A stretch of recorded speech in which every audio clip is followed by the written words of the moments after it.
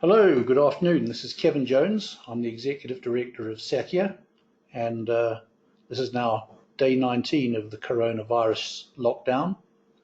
A couple more people have been sending in questions to me, two that I thought to combine into one presentation.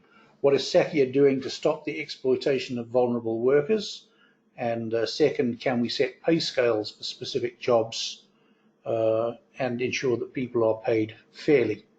So a couple of responses to that. The first, I suppose, would be to explore who is a vulnerable worker. The Department of Labour define a vulnerable worker as someone working in an environment where the risk of being denied employment rights is high and does not have the capacity or means to protect themselves from abuse. And perhaps an important consideration here is to say that it is specific to individuals that are employed rather than freelancers. So freelancers would not normally count as vulnerable workers, but an employed person would be somebody who has a specific employer. Their terms of employment are defined by a contract of employment, which is based very broadly on the Basic Conditions of Employment Act. So if you are an employee and you are working for an organization and you deem yourself to be in a state of vulnerability, you can certainly do something about it. And and what is it that you can do? Pardon me.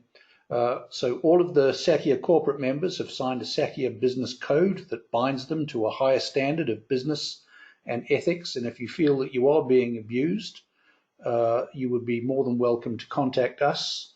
We'll conduct an investigation, and if appropriate, we'll do everything that we can to help you. Moving on to the issue of freelancers, I have to say freelance work is not for everybody. There is a limited protection from exploitation by unscrupulous employers. The terms of your work are determined by the terms of contract that you enter into with the principal contractor. Labour legislation generally does not apply, and collective bargaining is illegal. A few years ago, we published a document, Working as a Freelancer. It's a guide to working as a freelancer in the broadcast, technical production, content creation, and live events industry, and it's available as a free download from the Sakia website. So if you have questions about working as a freelancer, I would recommend that you download it. Insofar as pay scales are concerned, particularly, many people say to me, what's the right rate for this particular job? And I'm afraid this is something that we can't assist with.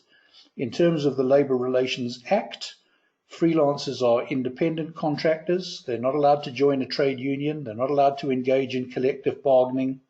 Any attempt to engage in collective bargaining is contrary to the provisions of the Competitions Act, and any members that do so are participating in a cartel.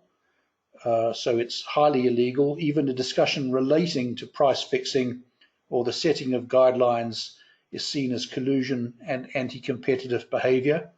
And so this is not something that Sakia would get involved in.